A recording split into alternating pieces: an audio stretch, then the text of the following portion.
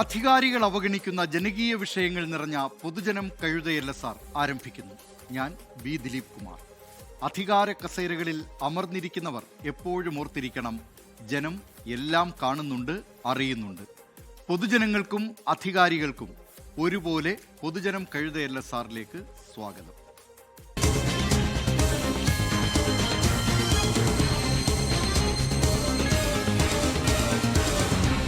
പൊതുജനം കഴുതയല്ല സാർ. മാസങ്ങളോളം നീണ്ട നാടകത്തിന് ശേഷം സംസ്ഥാനത്തെ സാങ്കേതിക ഡിജിറ്റൽ സർവകലാശാലകളിലെ വൈസ് ചാൻസലർ നിയമനങ്ങളിൽ സർക്കാരും ഗവർണറും ഒത്തുതീർപ്പിലെത്തി. ഡിജിറ്റൽ വിസിയായി സർക്കാരിന് താൽപ്പര്യമുള്ള ഡോക്ടർ സജി ഗോപിനാഥിനെയും സാങ്കേതിക സർവകലാശാലയിൽ ഗവർണർക്ക് താൽപ്പര്യമുള്ള ഡോക്ടർ സിസ തോമസിനെയും നിയമിച്ചതാണ് സമവായത്തിന്റെ സൂത്രവാക്യം. വിസിയായി നിയമിക്കാൻ സിസ തോമസിന് യോഗ്യതയില്ലെന്ന് ലോക് ഭവനിലേക്ക് കുറിപ്പെഴുതിയ മുഖ്യമന്ത്രിയും ഡിജിറ്റൽ സർവകലാശാല ക്രമക്കേടിനെക്കുറിച്ച് മുഖ്യമന്ത്രിക്ക് കത്തെഴുതിയ ഗവർണറും സ്വന്തം താൽപ്പര്യ സംരക്ഷണത്തിന് എല്ലാം മറന്നപ്പോൾ വിഡ്ഢികളായത് ജനങ്ങളാണ്. ഏറ്റവും ഒടുവിൽ കേരള സർവകലാശാല രജിസ്ട്രാറെ മാറ്റണമെന്ന ഗവർണറുടെ നിർദ്ദേശത്തിന് സർക്കാർ വഴങ്ങിയിട്ടുണ്ട്. അങ്ങനെ ഈ രാഷ്ട്രീയ കളിയിൽ ഗവർണർ ഇപ്പോൾ 2-1 മുന്നിലാണ്. നാടകാന്തം ജനം പറയുന്നു, പൊതുജനം കഴുതയല്ല സാർ. തർക്കങ്ങളെല്ലാം കഴിഞ്ഞ് സംസ്ഥാനത്തെ ഡിജിറ്റൽ സാങ്കേതിക സർവകലാശാലകളിൽ സ്ഥിരം വിസിമാരെ നിയമിച്ചിരിക്കുന്നു. നല്ലത് തന്നെ. സംസ്ഥാനത്തെ എഞ്ചിനീയറിംഗ്, ഡിജിറ്റൽ സയൻസ് വിദ്യാർത്ഥികൾക്ക് ഏറെ ആശ്വാസകരമായ തീരുമാനമാണിത്. എന്നാൽ സമരനാടകങ്ങളും അഴിമതി ആരോപണങ്ങളും നിയമയുദ്ധങ്ങളുമെല്ലാം കഴിഞ്ഞ് ഗവർണറും സർക്കാരും എല്ലാം കബൂലായി എന്ന് പ്രഖ്യാപിക്കുമ്പോൾ ചില ചോദ്യങ്ങൾ അവശേഷിക്കുകയാണ്. ലോക് ഭവനും സർക്കാരും അതിന് മറുപടി പറഞ്ഞേ തീരൂ. ഡോക്ടർ സിസ തോമസിനെ സാങ്കേതിക സർവകലാശാലയിലെ താൽക്കാലിക വിസിയായി നിയമിച്ചപ്പോൾ എന്തൊക്കെയായിരുന്നു പുകിലുകൾ? സിസ തോമസിനെ സർവകലാശാലയിൽ പ്രവേശിപ്പിക്കില്ല, ഭരണ നടപടികളിൽ അവരുമായി സഹകരിക്കില്ല, സമരം, തടഞ്ഞുവെക്കൽ, മിനിറ്റ്സ് ബുക്ക് മാറ്റൽ, നിയമയുദ്ധം, അങ്ങനെ CPIM-ഉം യുവജന വിദ്യാർത്ഥി സംഘടനകളും പയറ്റാത്ത സമരമുറകളില്ല. അതും പോരാത്തതിന് കോടതിയിൽ പോയും നിയമയുദ്ധം നടത്തി. എന്നിട്ടും ഗവർണർ ആരിഫ് മുഹമ്മദ് ഖാന്റെ പിന്തുണയിൽ ചെറുത്തുനിന്ന ഡോക്ടർ സിസ തോമസ് വിരമിച്ചപ്പോൾ മാത്രമാണ് ചുമതല ഒഴിഞ്ഞത്. വിരമിക്കൽ ആനുകൂല്യം തടഞ്ഞുവെച്ച് സർക്കാരും പ്രതികാരം ചെയ്തു. സിസ തോമസിനെ പിന്നീട് ഡിജിറ്റൽ സർവകലാശാലയിൽ താൽക്കാലിക വിസിയായി നിയമിച്ചപ്പോഴും പോരിന് കുറവൊന്നുമുണ്ടായില്ല. ഒടുവിൽ സ്ഥിരം വിസി നിയമനത്തിന് ഗവർണർ സിസ തോമസിന്റെ പേര് ശുപാർശ ചെയ്തപ്പോൾ നോട്ട് സ്യൂട്ടബിൾ ഫോർ പോസ്റ്റ് എന്നാണ് മുഖ്യമന്ത്രി ഗവർണറെ അറിയിച്ചത്. ഇത്രയൊക്കെ ചെയ്തിട്ടും സിസ തോമസിനെ സ്ഥിരം വിസിയായി നിയമിക്കണമെന്ന ഗവർണറുടെ ശാഠ്യത്തിന് മുന്നിൽ സർക്കാരിനും CPIM-നും വഴങ്ങേണ്ടി വന്നു. അപ്പോൾ ഒരു ചോദ്യം, ഇത്ര എളുപ്പം പ്രശ്നം പരിഹരിച്ച് യോജിപ്പിലെത്താനാകുമായിരുന്നുവെങ്കിൽ എന്തിനായിരുന്നു മാസങ്ങൾ നീണ്ട ഈ നാടകം? സർക്കാർ ഉത്തരം പറയട്ടെ. നിങ്ങളെല്ലാവരും ഇത് ഫോളോ ചെയ്യുന്നവരാണല്ലോ, അറിയാലോ അതിൻ്റെ സ്ഥിതിഗതികൾ. ഒരു സംസ്ഥാനത്തിൻ്റെ ഉന്നത വിദ്യാഭ്യാസ മേഖലയെ എത്ര കണ്ട് ബുദ്ധിമുട്ടിക്കാമോ അത്ര കണ്ട് ബുദ്ധിമുട്ടിക്കാനുള്ള ശ്രമങ്ങൾ ഇവിടെ ഉണ്ടായിട്ടുണ്ട് എന്നുള്ളത് ഒരു വർഷക്കാലത്തോളം പ്രയാസങ്ങൾ ഉണ്ടാക്കുന്ന രീതിയിലാണ് KTU-വുമായിട്ട് ബന്ധപ്പെട്ട് കാര്യങ്ങൾ മുന്നോട്ട് പോയത്. അത് പരിഹരിക്കപ്പെടേണ്ടതുണ്ട് എന്ന് കണ്ടുകൊണ്ടാണ് സുപ്രീം കോടതിയുടെ കൂടെ നിർദ്ദേശം അനുസരിച്ച് ഇങ്ങനെയുള്ള ഒരു അനുരഞ്ജനാത്മക സംഭാഷണത്തിലേക്ക് പോയത് എന്നാണ് എനിക്ക് പറയാനുള്ളത്. തനിക്ക് താല്പര്യമുള്ള ഡോക്ടർ സിസ തോമസിനെ സാങ്കേതിക സർവകലാശാലയിൽ നിയമിച്ച് വിജയശ്രീലാളിതനായിരിക്കുന്ന ഗവർണറും ചില കള്ളക്കളികൾ നടത്തിയിട്ടുണ്ട്. ഡിജിറ്റൽ സർവകലാശാലയിലെ ക്രമക്കേടുകൾ സംബന്ധിച്ച് മുഖ്യമന്ത്രിക്ക് ദീർഘമായി കത്തെഴുതിയ ഗവർണർ അത് മറന്നാണ് സർക്കാർ താല്പര്യത്തിന് വഴങ്ങിക്കൊടുത്ത് മുഖ്യമന്ത്രിയുടെ വിശ്വസ്തനെ അവിടെ വിസിയായി നിയമിക്കാൻ സമ്മതിച്ചത്. താൽക്കാലിക വിസിയായിരിക്കെ സിസ തോമസ് കൈമാറിയ വിവരങ്ങളനുസരിച്ചാണ് ഗവർണർ മുഖ്യമന്ത്രിക്ക് കത്തെഴുതിയത്. സ്വന്തം താല്പര്യം നേടിയെടുക്കാൻ ഗവർണർ അഴിമതി വിരുദ്ധത മറന്നു. ആശ്ചര്യകരം എന്ന് എനിക്ക് പറയാൻ പറ്റുള്ളൂ. സിസ തോമസിനെ വിസിയായിട്ട് വെച്ചപ്പോൾ നിങ്ങൾ കണ്ടതാണ് കേരള യൂണിവേഴ്സിറ്റിയിലെ വിദ്യാർത്ഥികളെ ഭാവി പോലും അപകടത്തിലാക്കിക്കൊണ്ട് അവിടെ പരീക്ഷ പോലും നടത്താൻ പറ്റാത്ത സാഹചര്യമായിരുന്നു ദിവസങ്ങളോളം. സാങ്കേതിക സർവകലാശാലയും ഡിജിറ്റൽ സർവകലാശാലയും വൈസ് ചാൻസലർമാർക്കെതിരായിട്ട് മുഖ്യമന്ത്രിയും ഗവർണറും കൊടുത്ത പരാതികൾ, ആരോപണങ്ങൾ എന്തുകൊണ്ട് ഇത് ആവിയായിപ്പോയി? അതൊക്കെ ഗവർണറും സർക്കാരും തമ്മിൽ നടന്ന പോരാട്ട നാടകം സമനിലയിൽ പിരിഞ്ഞപ്പോഴും പൊതുഖജനാവിനാണ് നഷ്ടം. 2 സർവകലാശാലകൾക്കും സ്ഥിരം വിസിയെ നിയമിക്കാൻ രൂപീകരിച്ച സെർച്ച് കമ്മിറ്റിയുടെ സിറ്റിംഗ് ഫീസിന് മാത്രം 31 ലക്ഷം രൂപയാണ് ഇതുവരെ ചെലവായത്. നിയമ പോരാട്ടത്തിന് വക്കീൽമാരെ ഇറക്കിയതിന് ചെലവായ തുക എത്രയാണെന്ന് ഇനിയും വെളിപ്പെട്ടിട്ടില്ല. എന്തായാലും ഗവർണർക്കോ മുഖ്യമന്ത്രിക്കോ നഷ്ടമൊന്നുമില്ല. നഷ്ടമായത് ജനങ്ങളുടെ നികുതി പണമാണ്. അത് അനുരഞ്ജന ചർച്ചയിൽ പങ്കെടുത്തത് ആ ചാൻസലറും മുഖ്യമന്ത്രിയുമാണ്. അവരോട് ചോദിക്കാവും ഉചിതം. ഡോക്ടർ സിസ തോമസിനെതിരെ നടന്ന സമരങ്ങളും നിയമയുദ്ധങ്ങളും മൂലം ബുദ്ധിമുട്ട് അനുഭവിച്ചത് അത്രയും സാങ്കേതിക സർവകലാശാലയിൽ പഠിക്കുന്ന വിദ്യാർത്ഥികളാണ്. പരീക്ഷയും ഫലപ്രഖ്യാപനവുമെല്ലാം വൈകിയത് മൂലം അത്രയധികം ബുദ്ധിമുട്ടുകളാണ് വിദ്യാർത്ഥികൾക്ക് അവിടെ നേരിടേണ്ടി വന്നത്. ഇപ്പോൾ ഒത്തുതീർപ്പിലെത്തിയിരിക്കുന്ന ഗവർണറും സർക്കാരും വിദ്യാർത്ഥി സമൂഹത്തോട് മാപ്പ് പറഞ്ഞേ തീരൂ. തിരുവനന്തപുരത്ത് നിന്ന് ആർ ശ്രീജിത്ത്, 24. പൊതുജനം കഴുതയല്ല സാർ. ജോസ്വിൻ ജോസഫ് പറയുന്നു, ജനങ്ങൾ ഏതു സർക്കാർ വന്നാലും കഴുത തന്നെ, എല്ലാം അഡ്ജസ്റ്റ്മെന്റ് രാഷ്ട്രീയം എന്ന് ജോസ്വിൻ ജോസഫിന്റെ അഭിപ്രായമാണ്. മോഹൻ പിലാത്തറ നമ്മുടെ സ്ഥിരം പ്രേക്ഷകനാണ്. മോഹൻ പിലാത്തറ പറയുന്നു, മോഹൻ പിലാത്തറയുടെ മകളുടെ മകൻ ഹാഷസ് കരുണിൻ്റെ ജന്മദിനമാണ്, 5 വയസ്സായിരിക്കുന്നു, ആശംസ പറയാമോ എന്ന്. തീർച്ചയായും ഹാഷ്മോനെ ആശംസകൾ. ഇനി ഈ സർവകലാശാലയുമായി ബന്ധപ്പെട്ട വാർത്തയിലേക്ക് തന്നെയാണ്. കേരള സർവകലാശാലയിലെ VC സർക്കാർ പോര് പരിഹരിച്ചെങ്കിലും ഒട്ടേറെ വിഷയങ്ങളും പ്രതിസന്ധികളുമാണ് വിദ്യാർത്ഥികൾ നേരിടുന്നത്. അതിൽ ഏറ്റവും രൂക്ഷമായതാണ് ഇംപ്രൂവ്മെന്റ് പരീക്ഷകളിൽ കാര്യവട്ടം ക്യാമ്പസ് നേരിടുന്ന ഇരട്ട നീതി. 4 വർഷ ബിരുദ വിദ്യാർത്ഥികൾക്കാണ് മാർക്ക് മെച്ചപ്പെടുത്താൻ ഇംപ്രൂവ്മെന്റ് പരീക്ഷ ഏർപ്പെടുത്താത്തത്. കേരള സർവകലാശാലയിലെ അധികാര തർക്കം വിദ്യാർത്ഥികളെ വലയ്ക്കുകയാണ്. താളം തെറ്റിയ അക്കാദമിക് കലണ്ടറും തുലാസിലാകുന്ന വിദ്യാർത്ഥി ജീവിതങ്ങളും അല്പം പോലും അധികാര കണ്ണുകൾ ഗൗനിക്കുന്നില്ല എന്നതാണ് യാഥാർത്ഥ്യം.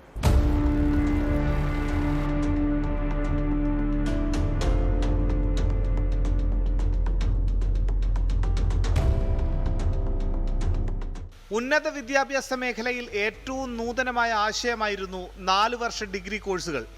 2023 കേരളത്തിൽ ആദ്യമായി 4 വർഷ കോഴ്സ് തുടങ്ങിയത് കാര്യവട്ടത്തുമാണ്.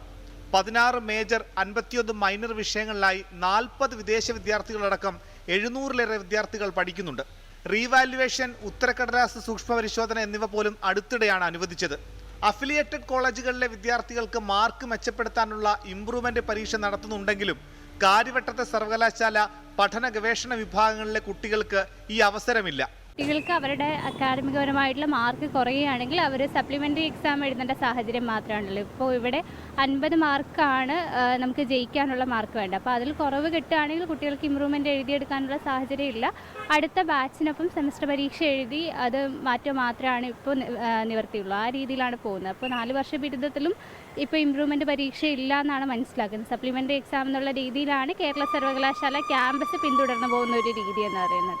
ഒരേ കോഴ്സ് പഠിക്കുന്നവർക്ക് തുല്യ അവസരം നിഷേധിക്കുന്നു.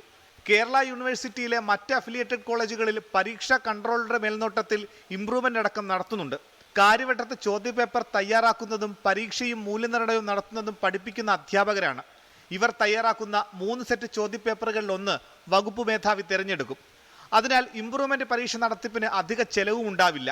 എന്നിട്ടും കാര്യവട്ടത്തെ 4 വർഷ ബിരുദത്തിന് ഇതുവരെയും ഇംപ്രൂവ്മെന്റ് പരീക്ഷ വേണമെന്ന കാര്യത്തിൽ സർവകലാശാല തീരുമാനമെടുത്തിട്ടില്ല. ഇംപ്രൂവ്മെന്റ് പരീക്ഷയില്ലാത്തതിനാൽ കാര്യവട്ടത്തെ വിദ്യാർത്ഥികൾക്ക് മാർക്ക് മെച്ചപ്പെടുത്താൻ അവസരവുമില്ലാതായി. ഏതെങ്കിലും വിഷയങ്ങൾക്ക് പരാജയപ്പെട്ടവർക്ക് അടുത്ത സെമസ്റ്ററിനൊപ്പം വീണ്ടും പരീക്ഷ എഴുതാമെന്ന് മാത്രം.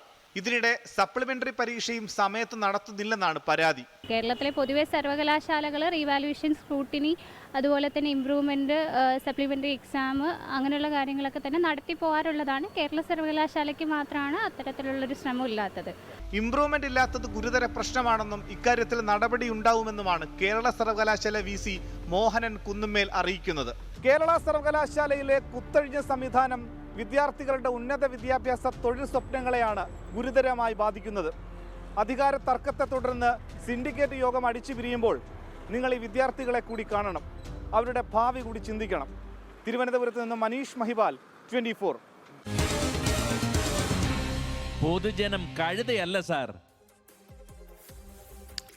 സുധീഷ് MN പറയുന്നു, ഇതെല്ലാം ജനങ്ങളുടെ കണ്ണിൽ പൊടിയിടാൻ നടത്തുന്ന നാടകങ്ങളാണെന്ന്. എന്തൊക്കെയായിരുന്നു സർക്കാരും ഗവർണറും 2 തട്ടിൽ? VCയെ ആരു നിയമിക്കും എന്നതിനെ ചൊല്ലിയുള്ള തർക്കം സുപ്രീം കോടതി വരെ കയറുന്നു. ഇതിനിടെ മന്ത്രിമാർ ലോക് ഭവനിലേക്ക് എത്തുന്നു, അവർ ചർച്ച നടത്തുന്നു, തീരുമാനങ്ങളാകുന്നില്ല. സുപ്രീം കോടതിയിൽ നിയമ പോരാട്ടങ്ങൾ നടത്തുന്നു. ഇതിനൊക്കെ ലക്ഷങ്ങൾ ചെലവഴിക്കുന്നു. ഒടുവിൽ 2 പേരും പറഞ്ഞത് കാര്യങ്ങളെല്ലാം കോംപ്ലിമെൻറ്റ്സ് ആക്കുന്നു. 2 പേർക്കും ഓരോ VCയെ അവരവർ നിർദ്ദേശിച്ചവരെ ലഭിക്കുകയും ചെയ്യുന്നു. ഇനിയെങ്കിലും ഈ വിദ്യാർത്ഥികളുടെ കാര്യത്തിൽ സർക്കാരും സർവകലാശാലയും ചാൻസലറുമൊക്കെ അല്പം ശ്രദ്ധ പുലർത്തണം. ഇനി ഇപ്പോൾ വരുന്ന ഒരു പ്രധാനപ്പെട്ട ഒരു വാർത്തയുണ്ട്. അല്പം മുമ്പ് ആ വാർത്തയെക്കുറിച്ച് പറഞ്ഞതാണ്. ആ വാർത്തയുടെ കൂടുതൽ വിശദാംശങ്ങളിലേക്ക് പോകാം. കിഫ്ബി മസാല ബോണ്ടിലെ ED നോട്ടീസിൽ മുഖ്യമന്ത്രി ഹൈക്കോടതിയിൽ. നോട്ടീസ് റദ്ദാക്കണമെന്നാവശ്യപ്പെട്ട് മുഖ്യമന്ത്രി ഹർജി നൽകി. കിഫ്ബി ചെയർമാൻ എന്ന നിലയിലാണ് മുഖ്യമന്ത്രിക്ക് ED നോട്ടീസ് അയച്ചത്. വിവരങ്ങളുമായി കൊച്ചിയിൽ നിന്ന് വിഷ്ണു സുരേഷ് ചേരുന്നു. വിഷ്ണു, ഈ വാർത്തയുടെ വിശദാംശങ്ങൾ എന്തൊക്കെയാണ്? ദിലീപ്, മസാല ബോണ്ട് വഴി വായ്പയെടുത്ത തുക അത് വകമാറ്റി റിയൽ എസ്റ്റേറ്റ് വേണ്ടി ഉപയോഗിച്ചു. അത് ഫെമ ചട്ടലംഘനമെന്ന് ചൂണ്ടിക്കാണിച്ചാണ് ED അഡ്ജുഡിക്കേഷൻ കമ്മിറ്റി മുഖ്യമന്ത്രി അടക്കമുള്ള ആളുകൾക്ക് നോട്ടീസ് അയച്ചത്. കിഫ്ബി ഈ നോട്ടീസിനെതിരെ ഹൈക്കോടതിയിൽ പോവുകയും ഈ നോട്ടീസിന്റെ നടപടികൾ താൽക്കാലികമായി സ്റ്റേ ചെയ്തുകൊണ്ട് ഇന്നലെ സിംഗിൾ ബെഞ്ച് ഉത്തരവിറക്കിയിരുന്നു. ഇപ്പോൾ മുഖ്യമന്ത്രിയും ഈ നോട്ടീസ് റദ്ദു ചെയ്യണമെന്നാവശ്യപ്പെട്ട് ഹൈക്കോടതിയിലേക്ക് എത്തിയിരിക്കുകയാണ്. ഫെമ ചട്ടലംഘനം നടത്തിയിട്ടില്ല എന്നുള്ളതാണ് മുഖ്യമന്ത്രിയുടെ വാദം. ഒപ്പം ഈ പെറ്റീഷനിലെ മറ്റ് വിവരങ്ങൾ കൂടി അല്പസമയത്തിനകം തന്നെ ലഭ്യമാക്കാനാകും. അതായത് കിഫ്ബിക്ക് പിന്നാലെ മുഖ്യമന്ത്രിയും സമാനമായ നിലപാടെടുത്ത് ഈ EDയുടെ നോട്ടീസിനെ എതിർത്ത് രംഗത്ത് വരുന്നു എന്നുള്ളതാണ് പ്രധാനപ്പെട്ട കാര്യം. കിഫ്ബി ചെയർമാൻ എന്ന രീതിയിലാണ് മുഖ്യമന്ത്രിക്ക് അഡ്ജുഡിക്കേഷൻ കമ്മിറ്റി നോട്ടീസ് അയച്ചത്. EDയുടെ വാദമാകട്ടെ ഇതൊരു പ്രാഥമിക നടപടി മാത്രമാണ്. ഇത് കേവലം നിലവിൽ ഹൈക്കോടതിയിലേക്ക് പോലും വരേണ്ട കാര്യമില്ല. ട്രൈബ്യൂണലിൽ പോയ ശേഷം മാത്രമേ ഹൈക്കോടതിയിലേക്ക് വരാനുള്ള സാധ്യതയുള്ളൂ തുടങ്ങിയ കാര്യങ്ങളൊക്കെയാണ് ED ഇന്നലെ കോടതിയിൽ പറഞ്ഞത്. ഏതായാലും മുഖ്യമന്ത്രി കൂടി ഈ ഹർജി റദ്ദ് ചെയ്യണമെന്നാവശ്യപ്പെട്ട് കോടതിയിലേക്ക് എത്തുമ്പോൾ ഇനി അതിൽ ED എന്ത് നിലപാടാണ് സ്വീകരിക്കാൻ പോകുന്നത് ഏറെ ശ്രദ്ധേയമായിരിക്കും. ഇന്നലെ കിഫ്ബി നൽകിയ ഹർജിയിൽ സ്റ്റേ കോടതി അനുവദിച്ചിരുന്നു. അതിനെതിരെ ഇന്ന് ED വീണ്ടും ഹൈക്കോടതിയിൽ അപ്പീൽ നൽകിയിട്ടുണ്ട്. അപ്പോൾ 2 ഹർജിയാണ് ഇതുമായി ബന്ധപ്പെട്ട് ഇപ്പോൾ ഹൈക്കോടതിക്ക് മുമ്പാകെ ഉള്ളത്. ദിലീപ്, വിവരങ്ങൾ നൽകിയത് വിഷ്ണു സുരേഷ്. കിഫ്ബി മസാല ബോണ്ടിലെ ED നോട്ടീസിൽ മുഖ്യമന്ത്രി ഹൈക്കോടതിയിൽ. നോട്ടീസ് റദ്ദാക്കണമെന്നാവശ്യപ്പെട്ടാണ് മുഖ്യമന്ത്രി ഹർജി നൽകിയിരിക്കുന്നത്. വിവരങ്ങൾ നൽകിയത് കൊച്ചിയിൽ നിന്ന് വിഷ്ണു സുരേഷ്. മറ്റൊരു വിശേഷത്തിലേക്കാണിനി. തൊഴിലുറപ്പ് പദ്ധതിക്ക് മരണമണിയായോ? കഴിഞ്ഞ 2 ദിവസമായി ഈ ചോദ്യമാണ് എങ്ങും അലയടിക്കുന്നത്. പദ്ധതിയുടെ പേരുമാറ്റം ഉൾപ്പെടെ കേന്ദ്ര സർക്കാർ കൊണ്ടുവന്ന ഭേദഗതികൾ തൊഴിലുറപ്പ് പദ്ധതിയെ കുഴിച്ചു മൂടുമോ എന്ന ആശങ്ക ശക്തമായിരിക്കുകയാണ്.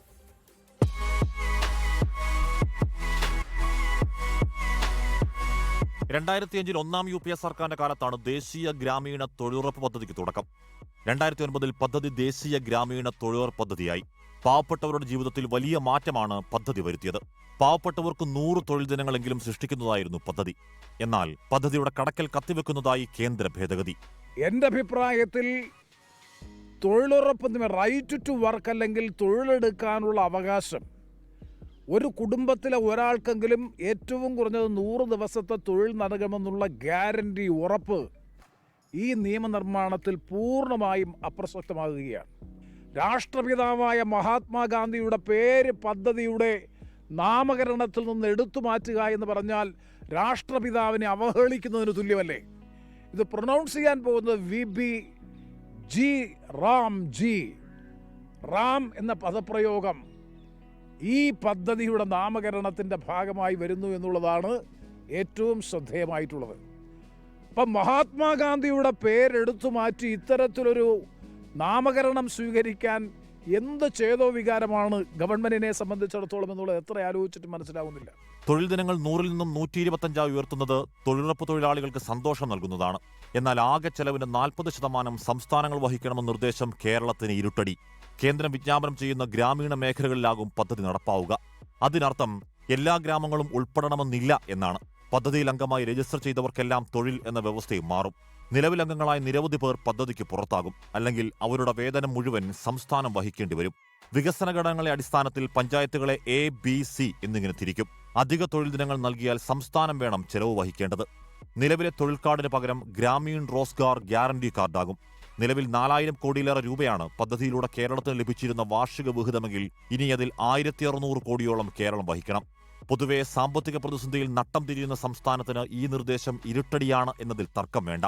സമയത്ത് പണം നൽകാതെയും ബജറ്റ് വെട്ടിക്കുറച്ചും കേന്ദ്രം കേരളത്തെ വീർപ്പുമുട്ടിക്കുന്നു എന്ന പരാതിയും നേരത്തെ മുതലുണ്ടെന്നതും ഓർക്കണം. കോടിക്കണക്കിന് മനുഷ്യരുടെ ഉപജീവനത്തിന് നേരെയുള്ള യുദ്ധമാണ് മോദി ഗവൺമെന്റ് ഇപ്പോൾ അഴിച്ചുവിട്ടിരിക്കുന്നത്. ക്രൂരമായ ഒരാക്രമണം സാധാരണ മനുഷ്യരുടെ ജീവിതത്തിന് പുല്ലുവില കൽപ്പിച്ചുകൊണ്ട് അവർ നടത്തുകയാണ്. 40% വഹിക്കണം എന്ന് പറയുമ്പോൾ 1600 കോടി രൂപ ഓരോ വർഷവും സംസ്ഥാനത്തിൻ്റെ ബാധ്യതയായിട്ട് അടിച്ചേൽപ്പിക്കപ്പെടുകയാണ്. ഇപ്പം പാർലമെന്റ് പാസാക്കിയ ഒരു നിയമപ്രകാരം കേന്ദ്രം പൂർണ്ണമായിട്ട് ഉത്തരവാദിത്വമുള്ളൊരു പദ്ധതി ഏതാണ്ട് പകുതി ഇപ്പോൾ സംസ്ഥാനത്തിന്റെ തലയിൽ വെച്ചുകിട്ടിരിക്കുന്നു. പദ്ധതിയുടെ പേരുമാറ്റവും വലിയ ചർച്ചയായിട്ടുണ്ട്. മഹാത്മാഗാന്ധി ദേശീയ തൊഴിൽ പദ്ധതി എന്നത് Viksit Bharat guarantee four Rozgar and Ajeevika mission അഥവാ VBG റാംജി എന്ന് മാറ്റിയതിനെതിരെ പ്രതിപക്ഷം രംഗത്തെത്തി. ഈ ബില്ലിൽ പറയുന്ന കാര്യങ്ങൾ തൊഴിലാളി വിരുദ്ധമാണ്. മൻരേഗ എന്ന് പറയുന്ന തൊഴിലുറപ്പ് പദ്ധതിയുടെ അന്തസ്സത്തയ്ക്ക് തന്നെ ഭീഷണിയായ നിയമങ്ങളാണ്, വകുപ്പുകളാണ് കൊണ്ടുവന്നിട്ടുള്ളത്. 125 ദിവസം തൊഴിൽ നൽകുമെന്ന് പറയുന്നു എങ്കിൽ പോലും തൊഴിൽ മേഖലകൾ ഇപ്പോൾ ചെയ്തുകൊണ്ടിരിക്കുന്ന തൊഴിൽ മേഖലകളിൽ പലതും വെട്ടിക്കുറച്ചിരിക്കുകയാണ്. ദാരിദ്ര്യ നിർമ്മാർജ്ജനത്തിനും സ്ത്രീ ശാക്തീകരണത്തിനും പദ്ധതി വലിയ പങ്കാണ് വഹിക്കുന്നത് എന്നതിൽ സംശയമില്ല. എന്നാൽ നാടിന്റെ വികസനത്തിലും വിദഗ്ധ തൊഴിലാളികളായി തൊഴിൽ ശക്തിയെ മാറ്റുന്നതിലും കാര്യമായൊന്നും ചെയ്യാനായിട്ടില്ല എന്നതാണ് വസ്തുത. പൊതുയിടങ്ങളുടെ വികസനത്തിനും സംരക്ഷണത്തിനും ഫലപ്രദമായി ഉപയോഗിക്കേണ്ട തൊഴിൽ ശക്തി മിക്കപ്പോഴും സ്വകാര്യ വ്യക്തികളുടെ പറമ്പ് ശുചീകരണത്തിൽ ഒതുങ്ങി. പോളകളും പായൽ മൂടിയ ജലാശയങ്ങളും അവഗണിക്കപ്പെട്ടു. പരിമിതികൾക്കിടയിൽ ഗ്രാമീണ തൊഴിൽ ശക്തി നവീകരിക്കാൻ ഊന്നൽ നൽകാൻ ശ്രമിച്ചാൽ കേരളത്തിന് കൂടുതൽ ഗുണകരമാകും. അല്ലാതെ തൊഴിലുറപ്പ് തൊഴിലാളികളെ ഭീഷണിപ്പെടുത്തി സമ്മേളനങ്ങളിൽ ആളെ നിറയ്ക്കാൻ ശ്രമിക്കുകയല്ല വേണ്ടത്. പൊതുജനം കഴുതയല്ല സാർ. ഇപ്പോൾ വരുന്നൊരു വാർത്ത. കോഴിക്കോട് വെങ്ങളത്ത് ദേശീയപാതയിൽ സ്വകാര്യ ബസ്സുകൾ കൂട്ടിയിടിച്ച് അപകടം. 24 പേർക്ക് പരിക്ക്. ബസ് ഡ്രൈവറെ കൊയിലാണ്ടി പോലീസ് കസ്റ്റഡിയിലെടുത്തു. വിവരങ്ങളുമായി കോഴിക്കോട് നിന്ന് ഷഹദ് റഹ്മാൻ ചേരുന്നു. ഷഹദ്, ഈ വാർത്തയുടെ കൂടുതൽ വിവരങ്ങൾ എന്തൊക്കെയാണ്? ദിലീപ് കുമാർ, കണ്ണൂർ ഭാഗത്തേക്ക് പോകുന്ന 2 ബസ്സുകൾ തമ്മിൽ കൂട്ടിയിടിച്ചാണ് അപകടം ഉണ്ടായിട്ടുള്ളത്. ഫാത്തിമ അതുപോലെ തന്നെ ഋതിക, ഈ ബസ്സുകൾ കൂട്ടിയിടിച്ചാണ് അപകടമുണ്ടായത്. ദിലീപ് സൂചിപ്പിച്ചതുപോലെ തന്നെ കൊയിലാണ്ടി വെങ്ങളത്ത് ദേശീയപാതയിലാണ് ഈ ബസ്സുകൾ കൂട്ടിയിടിച്ചിട്ടുണ്ടായിരുന്നത്. ഈ പരിക്കേറ്റവരെ കൊയിലാണ്ടി താലൂക്ക് ആശുപത്രിയിൽ പ്രവേശിപ്പിച്ചിട്ടുണ്ട്. 24 പേർക്കാണ് പരിക്കേറ്റിട്ടുള്ളത്. ആരുടെയും പരിക്ക് ഗുരുതരമല്ല എന്നുള്ളതാണ് നമുക്ക് ആശുപത്രിയിൽ നിന്ന് മനസ്സിലാക്കാൻ സാധിച്ചിട്ടുള്ളത്. ഈ 2 ബസ്സുകളും കണ്ണൂർ കോഴിക്കോട് റൂട്ടിലോടുന്ന ബസ്സാണ്. ഇരുവരും കണ്ണൂർ ഭാഗത്തേക്ക് പോവുകയായിരുന്നു. ഫാത്തിമ ബസ്സിലെ ഡ്രൈവറെ ഈ സംഭവവുമായി ബന്ധപ്പെട്ട് ഇപ്പോൾ കൊയിലാണ്ടി പോലീസ് കസ്റ്റഡിയിലെടുത്തിട്ടുണ്ട്. വിവരങ്ങൾ നൽകിയത് കോഴിക്കോട് നിന്ന് ഷഹദ് റഹ്മാൻ. നേരത്തെ ഈ കമന്റ് ബോക്സിൽ യഥാർത്ഥ പേരിലല്ലാതെ ചിലർ വരുന്നുണ്ട്, കമന്റ് ചെയ്യുന്നുണ്ട് എന്നൊക്കെ കമന്റുകൾ വന്നിട്ടുള്ളതായിരുന്നു. അതിൽ പ്രത്യേകിച്ച് ആൽഫയാണ് ഈ കാര്യത്തിൽ ഒരു കമന്റ് ഇട്ടിരുന്നത്. ആൽഫ ആ പേര് വെളിപ്പെടുത്തിയിരിക്കുകയാണ്. അലി ആൽഫ ചിന്നാമ്പുഴയാണ് ഈ ആൽഫ. അതുപോലെ ABCDEF എന്ന് കമന്റ് ബോക്സിൽ കമന്റ് ചെയ്യുന്നത് ആരിഫാണ് എന്ന കാര്യം കൂടി, മുഹമ്മദ് ആരിഫാണ് എന്നതുകൂടി ഇപ്പോൾ അവരവർ ആ കമന്റ് ബോക്സിൽ തന്നെ വ്യക്തമാക്കിയിട്ടുണ്ട്. മറ്റൊരു വിശേഷത്തിലേക്കാണ് ഇനി പൊതുജനം കഴുതയല്ല സാർ പോകുന്നത്. ഉദ്ഘാടനം കഴിഞ്ഞിട്ട് 5 മാസം. ജനങ്ങൾക്കായി തുറക്കേണ്ട കുടുംബാരോഗ്യ കേന്ദ്രം ഇന്നും പൂട്ടിയ നിലയിൽ. മലപ്പുറം എടവണ്ണയിൽ പുതുതായി നിർമ്മിച്ച കുടുംബാരോഗ്യ കേന്ദ്രമാണ് അധികൃതരുടെ അനാസ്ഥ മൂലം ഉപയോഗമില്ലാതെ പോകുന്നത്. ഫർണിച്ചറും അടിസ്ഥാന സൗകര്യങ്ങളും ഒരുക്കാതെ ഉദ്ഘാടനം നടത്തിയതോടെ 100 കണക്കിന് രോഗികൾക്ക് ആശ്രയമാകേണ്ട കെട്ടിടം ഇന്ന് നശിക്കുകയാണ്. അധികൃത അനാസ്ഥയുടെ ചിഹ്നമായി മാറുകയാണ് എടവണ്ണ പടിഞ്ഞാറൻ ചാത്തല്ലൂരിലെ കുടുംബാരോഗ്യ കേന്ദ്രം. ഉദ്ഘാടനം കഴിഞ്ഞ് 5 മാസം കഴിഞ്ഞിട്ടും 100 കണക്കിന് രോഗികൾക്ക് ആശ്രയമാകേണ്ട കേന്ദ്രം ഇതുവരെ തുറന്ന് പ്രവർത്തനം ആരംഭിച്ചിട്ടില്ല.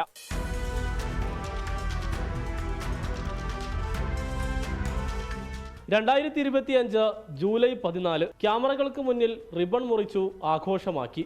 കൂടിയവരെല്ലാം നേട്ടമാക്കി നല്ല വാക്കുകൾ പറഞ്ഞു, വേദി വിരിഞ്ഞു. അതിനുശേഷം 5 മാസം കഴിഞ്ഞിട്ടും ഒരു രോഗിക്കും ആ കെട്ടിടത്തിലേക്ക് കയറാൻ അനുമതിയില്ല.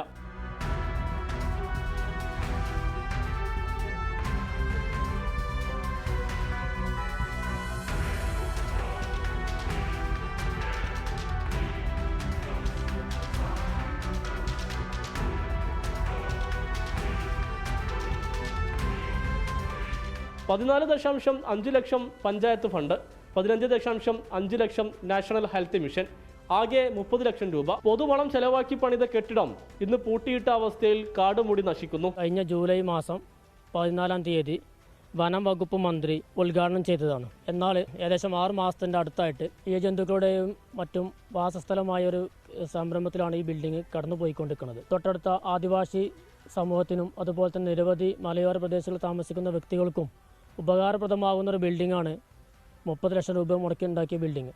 പക്ഷേ നിർഭാഗ്യവശാൽ അത് ഇത്ര വർഷമായിട്ടും എത്ര മാസങ്ങളായിട്ടും ജനങ്ങൾക്ക് തുറന്നു കൊടുക്കാൻ കഴിഞ്ഞിട്ടില്ല. പുതിയ കെട്ടിടത്തിൽ OP, ലാബ്, പരിശോധനാ മുറികൾ എല്ലാം ഒരുക്കാനായിരുന്നു പദ്ധതി. എന്നാൽ ഇന്നും രോഗികൾ ഇടുങ്ങിയ പഴയ മുറികളിൽ ക്യൂ നിൽക്കുകയാണ്. കെട്ടിടം എന്ന് തുറക്കാൻ കഴിയുമെന്ന് ആർക്കും അറിയില്ല. അങ്ങനെ ഒരു തീയതിയും ഇതുവരെ ആയിട്ടില്ല. ഫർണിച്ചർ ഇല്ലെന്ന് പറയുന്നു, സൗകര്യമില്ലെന്ന് പറയുന്നു. ഇതൊന്നുമില്ലാതെ പിന്നെ എന്തിന് ഉദ്ഘാടനം ചെയ്തു എന്ന് പൊതുജനവും ചോദിക്കുന്നു. ചിത്രമെടുത്ത് റിബൺ മുറിച്ചാൽ ആശുപത്രി പ്രവർത്തിക്കില്ല. അതിനുവേണ്ട പണിയെടുക്കണം. ക്യാമറമാൻ മുഹമ്മദ് അർഷക്കിനൊപ്പം സമീർ ബിൻ കരീം, 24 മലപ്പുറം. പൊതുജനം കഴുതയല്ല സാർ. ഇപ്പോൾ വരുന്നൊരു വാർത്തയിലേക്കാണ്. തൃശൂർ പാലിയേക്കര ടോൾ പ്ലാസയിൽ ജീവനക്കാർക്ക് മർദ്ദനം. വെള്ള ഫോർച്യൂണർ കാറിലെത്തിയ സംഘം ഒരു പ്രകോപനവുമില്ലാതെ ജീവനക്കാരെ മർദ്ദിക്കുകയായിരുന്നു. മർദ്ദനത്തിന്റെ ദൃശ്യങ്ങൾ 24-ന് ലഭിച്ചു. വിവരങ്ങളുമായി തൃശൂരിൽ നിന്ന് സൂരജ് സജി ചേരുന്നു. സൂരജ്, എന്തൊക്കെയാണ് ഈ വാർത്തയുടെ കൂടുതൽ വിവരങ്ങൾ? ദിലീപ് കുമാർ, ഒരു പ്രകോപനവുമില്ലാതെയാണ് ഇന്ന് പുലർച്ചെ 2 മണിയോടുകൂടി പാലിയേക്കര ടോൾ പ്ലാസയിൽ ജീവനക്കാരെ ഈ കാർ യാത്രികർ മർദ്ദിക്കുന്നത്. ആ ദൃശ്യങ്ങളിൽ കാണാം. ഒരു വൈറ്റ് ഫോർച്യൂണർ കാറിലെത്തുന്ന സംഘം അവരുടെ കാറിന്റെ ടോൾ റീഡ് ചെയ്യുന്നു. അതിനുശേഷം ഈ ബാരിക്കേഡ് ഉയർത്തുന്ന സമയത്ത് ആ ബാരിക്കേഡ് ഉയർത്തി അവർ മറികടന്ന് വാഹനം നിർത്തിയതിനു ശേഷം ഒരു പ്രകോപനവുമില്ലാതെ ഈ പുറത്തേക്ക് ഇറങ്ങുന്നു. അതിനുശേഷം തൊട്ടപ്പുറത്തെ ട്രാക്കിൽ ഉണ്ടായിരുന്ന ജീവനക്കാരൻ അരികിലേക്കെത്തി അവിടെ ഉണ്ടായിരുന്ന സെക്യൂരിറ്റി ജീവനക്കാരനെയാണ് ആദ്യം മർദ്ദിക്കുന്നത്. അദ്ദേഹം ഈ മർദ്ദനം ഉണ്ടാകുന്ന സമയത്ത് എന്താണെന്ന് മനസ്സിലാകുന്നില്ല. പിന്നീട് അദ്ദേഹം ഈ ടോൾ ബൂത്തിനകത്തേക്ക് കയറുന്നുണ്ട്. ആ സമയത്ത് ടോൾ ബൂത്തിനകത്തേക്ക് കയറിയും ഈ സംഘം മർദ്ദിക്കുന്നു.